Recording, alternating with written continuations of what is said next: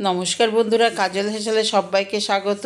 তো বন্ধুরা দেখো, হঠাৎ করে মিষ্টি খেতে ইচ্ছা হলে তখন কি বানানো যায় দেখো। এইরকম ধরনের একটা ময়দা চিনি দিয়ে আর হচ্ছে সামান্য ঘি বা তেল, তোমরা যাই দিয়ে বানাতে চাও বানাতেই পারো। তো দেখো, ওই জন্য আমি দেখো ময়দা নিয়ে নিয়েছি একটা চালনি, মানে ছাঁকনি রেখে তার মধ্যে 1 বাটি ময়দা নিলাম, নুন নিলাম আর ½ টি স্পুন বেকিং পাউডার নিলাম। তো দিয়ে একটু চেলে নিলাম। দেখো, এখানে 1 বাটি ময়দা নিয়েছি, তার মধ্যে নুন আন্দাজ মতো নিয়েছি। হ্যাঁ, আর হচ্ছে একটু ½ টি স্পুন বেকিং পাউডার নিলাম।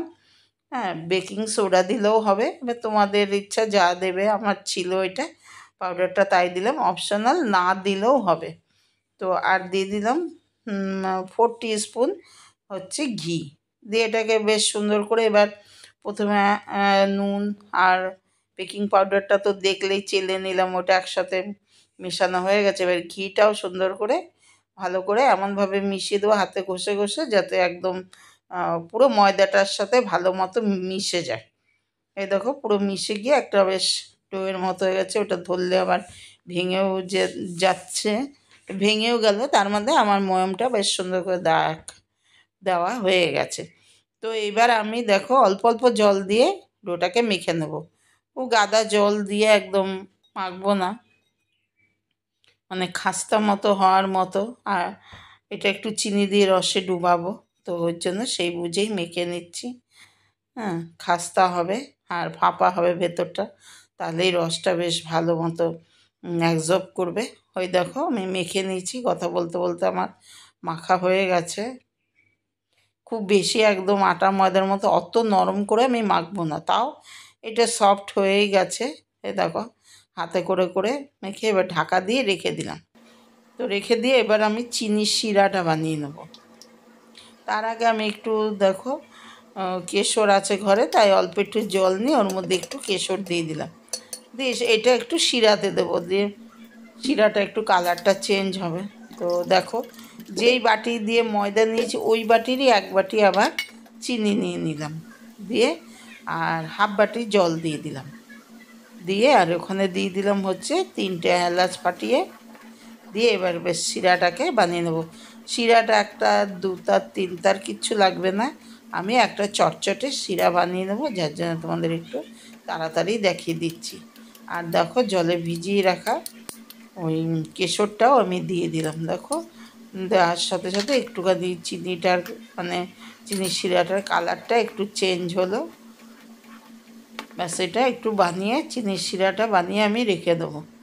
শুধু আমি ইচ্ছে করে এরকম করেছি যাতে ভিডিওটা খুব বেশি বড় না হয়। তোমরা তো সবাই জানো শিরা বানাতে, তো ভিডিওটা অনেক বড় হয়ে গেলে তখন তোমাদের দেখতে ভালো লাগবে না, ওই জন্য আর কি কষ্ট হবে দেখতে। ওই জন্য আমি একটু শিরাটা তাড়াতাড়ি করে বানিয়ে নিলাম। তো দেখো এবার আবারও চলে এসেছি, শিরাটা বানিয়ে নিয়ে রেখে দিলাম। দিয়ে এই দেখো ময়দাটা কিন্তু নরম হয়ে গেছে, যেমনই মাখি না কেন একটু নরম আর কীরকম একটা সফট টাইপের হয়েছে, টানলেও মানে ভেতরটা ফাঁপা ফাঁপা লাগছে। তো আমি এইভাবে খুব আর মাখবো না, এইভাবে ধরে ধরে ধরে ধরে একটার ঘাড়ে একটা একবার করে এরকম ছিঁড়ে ছিঁড়ে নিয়ে এইভাবে আমি আবারও একটু হাতের সাহায্যে রেডি করে নেব ময়দাটাকে।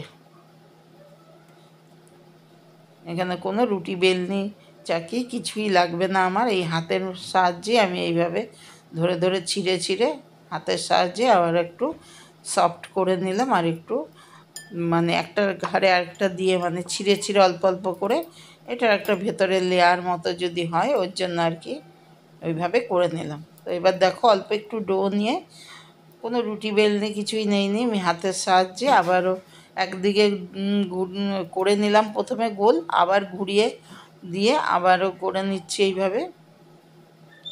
দিয়ে অনেকটা কি বলবো বালুশাহের মতোই হবে। এই দেখো এইভাবে মাঝখানে একটা ফুটো করে দিলাম।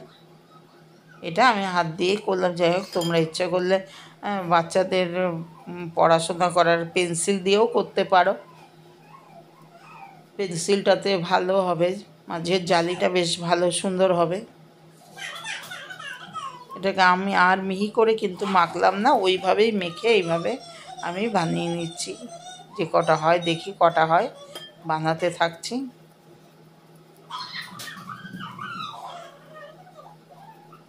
3 4 7 8 9 10 11টার মতো হয়েছে।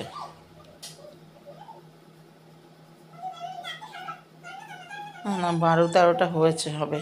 আচ্ছা যাই হোক, এই দেখো এগুলো আমি বানিয়ে নিলাম ওই এক বাটি ময়দার থেকে। এগুলো সব কটা এইভাবেই আমি বানিয়ে নিলাম। এবার চলে যাবে এগুলো ভাজতে। তো কড়াইতে তেল বসালাম, রিফাইন তেল দিয়ে ভাজবো। আর এখানে আর কোনো ঘি আমি অ্যাড করব না, তোমরা ইচ্ছা করলে ঘিও দিতে পারো তেলের মধ্যে একটু। যেহেতু আমি মাখাটার মধ্যে ঘি দিয়েছি ওই জন্য এখানে আর তেলের মধ্যে ঘি দিলাম না। আর দেখো তেলটা কিন্তু খুব বেশি গরম করিনি, মানে জাস্ট বসিয়ে একটু গরম হয়েছে ওর মধ্যেই আমি দিয়ে দিচ্ছি এগুলো, যেগুলো বানিয়ে রেখেছি বালুশাহির মতো, ওগুলো ভেজে নেব। খুব বেশি তেলটা গরম করে নিলে কি হবে, ভাজতে দিলে ফট করে লাল লাল হয়ে যাবে ভাজা, কিন্তু ভেতরটা ভাজা হবে না। ওই জন্য খুব বেশি গরম না করে আমি ওর মধ্যেই দিয়ে দিলাম। এবার আস্তে ধীরে ভেজে নেব, মিডিয়াম টু লো ফ্লেমে করে নিয়ে আমি ভেজে নিচ্ছি।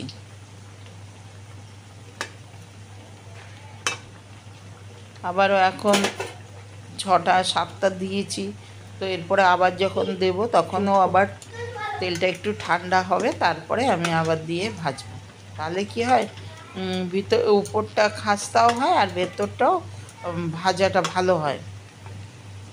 নাহলে ভেতরটা কাঁচা কাঁচা থেকে যাবে, ভাজা হবে না। ওই জন্য দেখো বন্ধুরা, একদম মিডিয়াম টু লো ফ্লেমে রেখে তেলটা আমি ভেজে নিচ্ছি। তো বন্ধুরা, আমার আজকের এই মানে হঠাৎ কোনো মিষ্টি খেতে ইচ্ছা করলে যেই মিষ্টি বানানো যায় সেটা তোমাদের কাছে কেমন লাগলো আমাকে কমেন্ট বক্সে কমেন্ট করে জানাবে। তো আর আমার চ্যানেলে কেউ নতুন বন্ধু হয়ে এলে চ্যানেলটিকে সাবস্ক্রাইব করার অনুরোধ রইল। আর পাশে থাকা বেলটি অবশ্যই প্রেস করবে, তাহলে আগামী দিনে আরও নিত্য নতুন রেসিপি অনেক দেখতে পাবে। এই দেখো আমার ভাজা হয়ে গেছে, একটু লাল লাল ভাজা হয়ে গেছে, আমি এবার তুলে নিচ্ছি।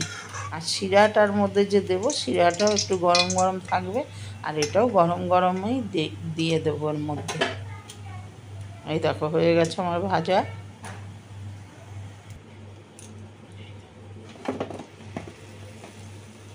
এই দেখো দিয়ে দিলাম, দিয়ে 5 মিনিট একদিকটা হবে, তারপরে আবার উল্টে দেবো।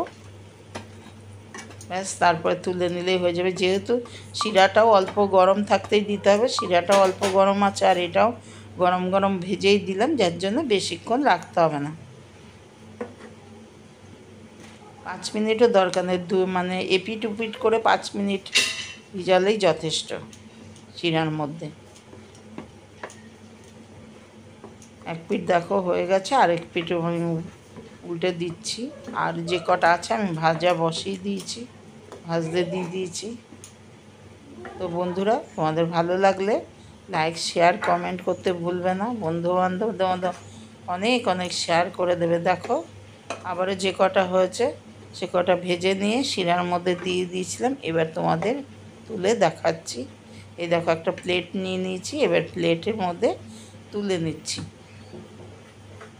তো বন্ধুরা, হঠাৎ মিষ্টি খেতে ইচ্ছা করলে, যে কোনো মিষ্টি ভাজা মিষ্টি খেতে ইচ্ছা করলেও এরকমভাবে করে খেতেই পারো। খুব তাড়াতাড়িও হয়ে যায় আর খুব খেতেও সুস্বাদু। ছোটো থেকে বড় সকলের খুব পছন্দ এরকম তেলে ভাজা মিষ্টি। তো বন্ধুরা, আজকে তোমরা এতক্ষণ দেখার জন্য তোমাদের অনেক অনেক ধন্যবাদ, অনেক শুভেচ্ছা ভালোবাসা রইল। ভালো থাকবে, সাবধানে থাকবে। তো আজ এই পর্যন্তই। কয়েকটা পেস্তার টুকরো করে নিয়ে আমি একটু উপর দিয়ে সাজিয়ে দিচ্ছি। তো আজ এই পর্যন্তই আমার মিষ্টির রেসিপি। তো এবার আসি, সকলে ভালো থাকবে, সাবধানে থাকবে। দেখো সাজিয়ে নিলাম। একটু পেস্তা দিয়ে সাজিয়ে নিলাম। ব্যাস এই পর্যন্তই। তোমরা অবশ্যই করে খেয়ে দেখবে। Tata, bye bye.